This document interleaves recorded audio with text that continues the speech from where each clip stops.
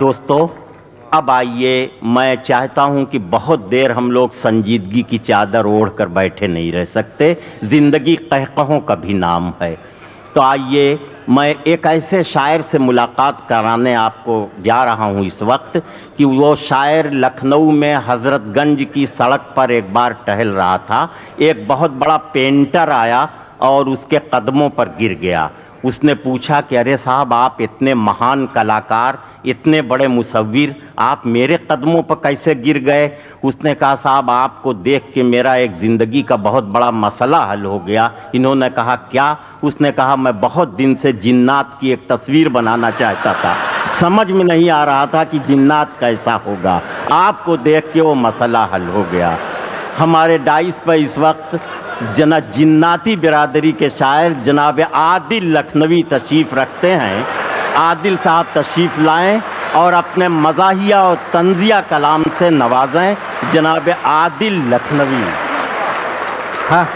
دوستو، عادل صاحب کی خوبی یہ ہے کہ ان کی شاعری کے جذبات میں تو طنز ہوگا، مزاح ہوگا، لیکن ان کی زبان میں لکھنوی زبان کی خوبصورتی اور اس کا حسن ہوگا۔ لکھنؤ کی مزاحیہ شاعری کے حسن کے بارے میں 4 مصرے آپ کو سنا دینا چاہتا ہوں کہ کیا وقت تھا جب فکر رہا کرتی تھی، کیا وقت تھا جب فکر رہا کرتی تھی، مہماں کوئی آ جائے تو کھانا کھاؤں۔ کیا وقت تھا جب فکر رہا کرتی تھی، مہماں کوئی آ جائے تو کھانا کھاؤں، اور اس دور پہ لعنت ہو کہ اب سوچ رہا ہوں یہ شخص چلا جائے تو کھانا کھاؤں۔ تو یہ لکھنؤ کی زبان کا حسن ہے، اور یہ حسن، یہ چاشنی جناب عادل لکھنوی کی زبان میں آپ کو ملے گی، اور محسوس ہوگا کہ لکھنؤ کی زبان میں کتنی شادابی اور شگفتگی ہے۔ اس کے واحد نمائندہ جناب عادل لکھنوی۔ حضرات ملاحظہ کیجئے، سب سے پہلے تو ہمارے انور صاحب جو بات ہمیشہ ادھوری چھوڑ دیتے ہیں انہوں نے جنات کے بارے میں بتایا، اور یہ آپ حضرات کو نہیں بتایا کہ وہ جنات صاحب اولاد بھی ہے۔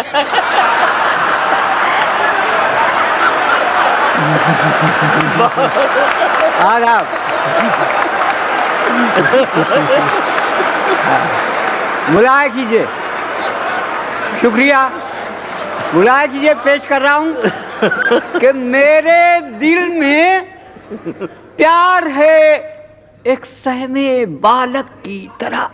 ارے واہ واہ واہ! میرے دل میں پیار ہے ایک سہم بالغ کی طرح، مسکرا دو تم تو یہ بالغ بڑا ہو جائے۔ میرے دل میں پیار ہے ایک سہم بالغ کی طرح، اور مسکرا دو تم تو یہ بالغ بڑا ہو جائے گا۔ اور ملاحظہ کیجئے شعر کہ یوں نگیٹو اور پازیٹو کے مل جائیں گے تار، یوں نگیٹو اور پازیٹو کے مل جائیں گے تار، تم مجھے مت چھونا ورنہ حادثہ ہو جائے گا۔ یوں نگیٹو اور پازیٹو کے مل جائیں گے تار، تم مجھے مت چھونا ورنہ حادثہ ہو جائے گا۔ اور 2 شعر یہ بھی ملاحظہ کیجئے کہ نیچے رہو کہ جیسے کا تیسا دکھائی دے، نیچے رہو کہ جیسے کا تیسا دکھائی دے، اونچے نہ ہو کہ باپ بھی لڑکا دکھائی دے۔ نیچے رہو کہ جیسے کا تیسا دکھائی دے، اور اونچے نہ ہو کہ باپ بھی لڑکا دکھائی دے۔ اور ملاحظہ کیجئے کہ چشمہ لگا کے اس لیے سوتے ہیں رات کو، ارے واہ! چشمہ لگا کے اس لیے سوتے ہیں رات کو، چشمے بغیر خواب نہ دھندلا دکھائی دے۔ ارے چشمہ لگا کے اس لیے سوتے ہیں رات کو، چشمے بغیر خواب نہ دھندلا دکھائی دے۔ اور دیکھیے ایک قطعہ اور ملاحظہ کیجئے کہ زمانہ ہم سے مساوات کے سبق سیکھے، کیا کہنے، واہ واہ واہ! زمانہ ہم سے مساوات کے سبق سیکھے، یہاں پہ چھوٹا بڑا فرسٹ اور لاسٹ نہیں، یہاں پہ چھوٹا بڑا فرسٹ اور لاسٹ نہیں ہو، مہترانی کے رانی سبھی برابر ہیں، نگاہ عشق میں کوئی سڈول کاسٹ بہت عمدہ بھائی، نگاہ عشق میں کوئی شیڈیولڈ کاسٹ نہیں، واہ واہ واہ واہ واہ، رانی کے رانی سبھی برابر ہیں اور نگاہ عشق میں کوئی شیڈول کاسٹ نہیں۔ اور یہ پتہ ملاحظہ کیجئے کہ یوں ہی گھٹتا رہا لباس تو پھر، توجہ کیجئے گا حضرات، کہ یوں ہی گھٹتا رہا لباس تو پھر کل علامت اسے بنا لیں گے، اپنے کپڑے اتار کر ہم لوگ جسم پر پینٹنگ کرا، یوں ہی گھٹتا رہا لباس تو پھر کل علامت اسے بنا لیں گے اور اپنے کپڑے اتار کر ہم لوگ جسم پر پینٹنگ کرا لیں گے۔ دیکھیے حضرات، یہ جنوری کا مہینہ ہے اور میں پچھلے 8 سال سے جنوری کے مہینے میں یہ نظم لوگوں کو سناتا ہوں، ملاحظہ کیجئے،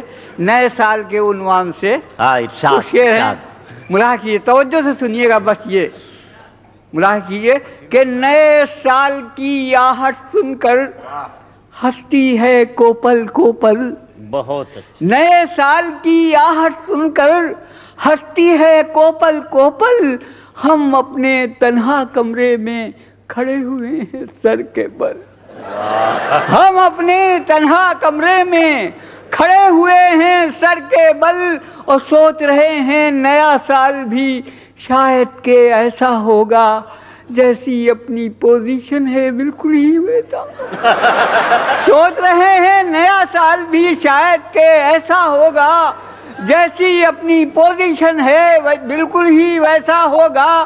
ملاحظہ کیجیے کہ شریمتی کنواری کو کہیں گے، مسز کہیں گے، سب مس کو ڈسکو سے کھسکو نکلے گا، بڈھے ناچیں گے ڈسکو، ڈسکو سے کھسکو نکلے گا، بڈھے ناچیں گے ڈسکو اور ہنس چگیں گے جوار کے دانے، کوے موتی کھائیں گے، ہنس چگیں گے جوار کے دانے، کوے موتی کھائیں گے اور لڑکے انگیٹھی ٹاپیں گے اور بڈھے عشق لڑائیں گے، ہنس چگیں گے جوار کے دانے، کوے موتی کھائیں گے،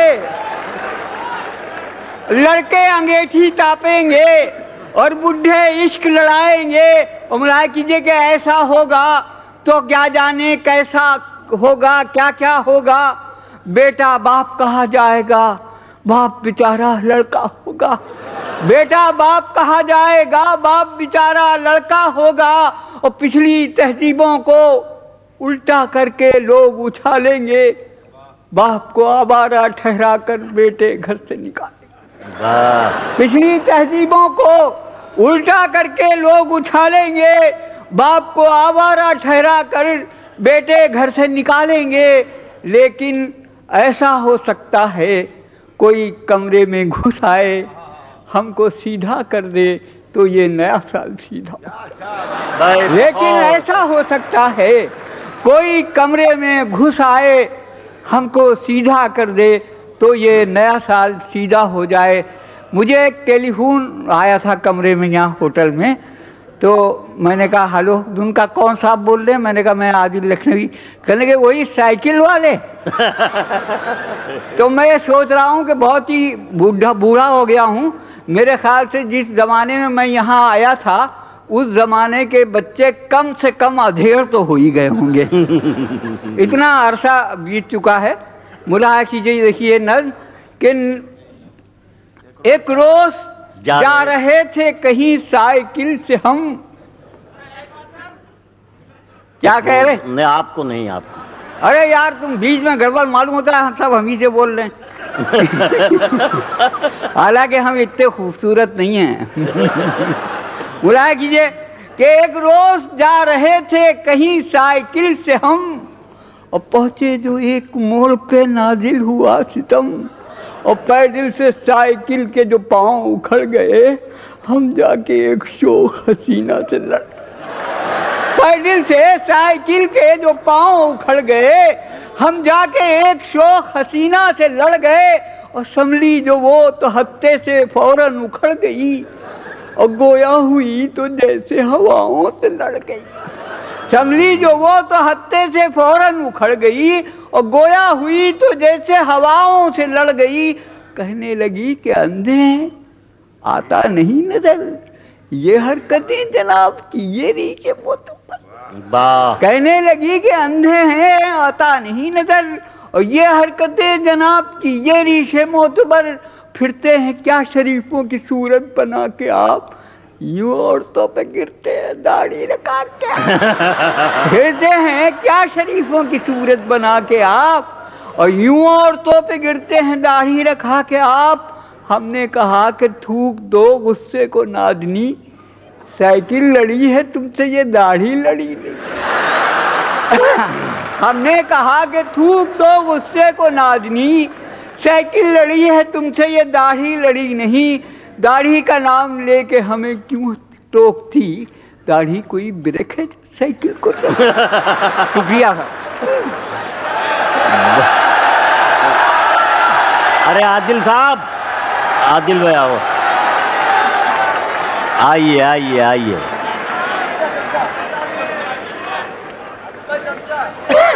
دیکھیے حضرت میں تو چاہ رہا تھا کہ پتہ نہیں اب اگلے سال اگلی بار میں عادل بھائی صلاح الدین بھائی کی بھی ایک فرمائش ہے دم والی نظم پڑھ. جی جی جی ہاں. دیکھیے معاملہ یہ ہے کہ ایک تو اتنا بوڑھا ہو گیا ہوں کہ تھوڑا سا پڑھنے کے بعد یہاں پہ کچھ ہونے لگتا ہے. یہ ڈاکٹر صاحبہ یہاں بھی کچھ ہوتا ہے ہیں تو وہ اگر سنبھالنے کا وعدہ کریں کہ اگر مجھے کچھ ہو جائے گا.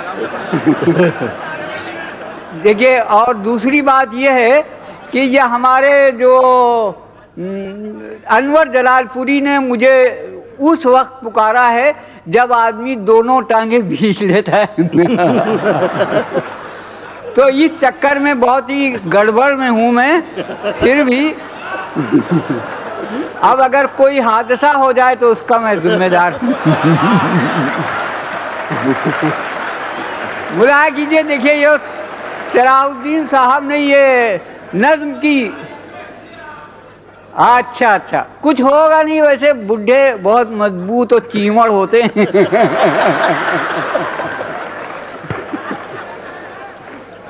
دیکھیے ملاحظہ کیجیے ہم سے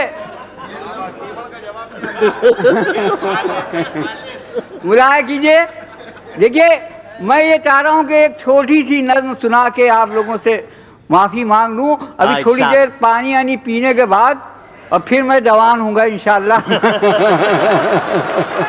تو میں آپ کو سناؤں گا. یہ ایک نظم سنا رہا ہوں. اس نظم کا عنوان ہے شاعر کی بیوی. اور اس کی خاص بات یہ ہے کہ شاعر کی بیوی کی سہیلی اس سے ملنے آئی ہے اور وہ اس سے گفتگو کر رہی ہے. تو لہٰذا یہ نظم سب وہ زبان استعمال کی گئی جو ہمارے گھر میں خواتین بولتی ہیں. ملاحظہ کیجیے. ارشاد بھائی کہ بہن میں سوچتی ہوں زندگی وہ کتنی اچھی تھی. بہن میں سوچتی ہوں زندگی وہ کتنی اچھی تھی جب اپنی عمر کی ہانڈی نہ پکی تھی نہ کچی تھی. جب اپنی عمر کی ہانڈی نہ پکی تھی نہ کچی تھی اور نہ ہائے ہتیا تھی کچھ نہ کوئی کوہا تھی. محلے میں جدھر جی چاہتا تھا آتی جاتی تھی. محلے میں جدھر جی چاہتا تھا آتی جاتی تھی. اور جوانی نے مگر آتے ہی ایسا راگ پھیلایا کہ مجھ کو دیکھ کر ٹھٹکا کوئی اور کوئی بولا. کسی کے لب پہ آیا میرا نام آہستہ آہستہ. کوئی کرنے لگا مجھ کو سلام آہستہ آہستہ. کوئی کہتا تھا میری چال کو پریوں کا پھیرا ہے. کوئی کہتا تھا میری زلف کا بادل گھنیرا ہے. میرے یہ سارے عاشق کتنے بانکے اور سجیلے تھے. سفید و سرخ تھے ان میں کچھ ان میں نیلے پیلے. اور کوئی فرحات کا بابا کوئی مجنوں کا چچا تھا اور کوئی ان میں تھا ناخواندہ تو کوئی فن میں کچا تھا.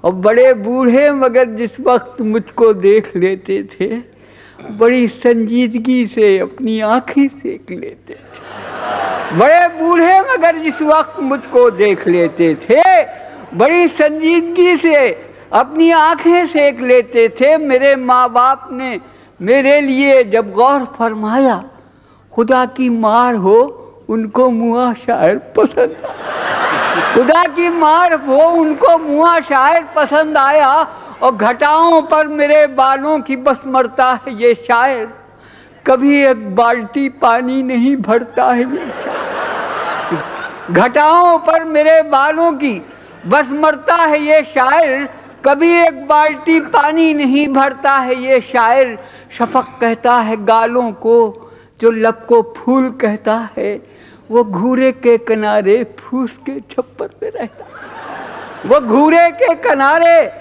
پھوس کے چھپر میں رہتا ہے، نرا شاعر ہے بہنا، بے عمل ہے اور نکما ہے، واہ، میری گودی نہیں بھرتی ہے یہ بھی ایک معمہ ہے، ارے واہ، میری گودی نہیں بھرتی ہے بھائی یہ واہ، بھی ایک معمہ یہ ہے، لکھنوی زبان ہے صاحب، اور واہ، واہ، ہزاروں واہ۔ بار ٹوکا لاکھ سمجھایا نہیں مانا، اے حد ہے سنکھیا کھانے سے دھمکایا نہیں مانا، اور کبھی جب سوچتی ہوں تو طبیعت اوب جاتی ہے کہ اب میری سمجھ میں بس یہی ایک بات آتی ہے، کہاں تک ساتھ آخر اس نکھٹو کا نبھاؤں گی، کسی دن چھوٹے دیور کو میں لے کر بھاگ۔ ارے واہ واہ واہ واہ واہ واہ۔